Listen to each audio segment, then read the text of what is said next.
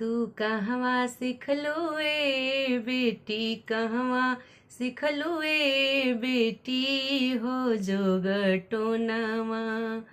गईनी में गईनी अम्मा शिवजी के पूजनवा, गईनी में गईनी अम्मा शिवजी के पूजनवा।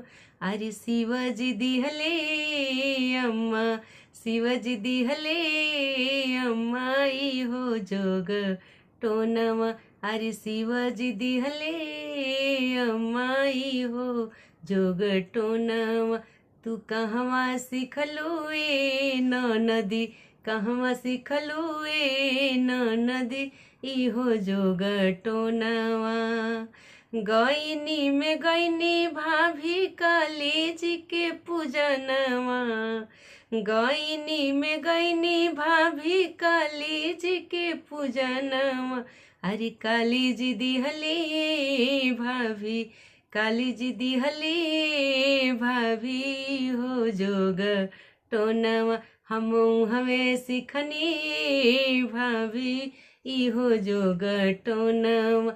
तू कहवा सिखलू ए बेटी, कहवा सिखलू ए बेटी ई हो जोग टोनवा।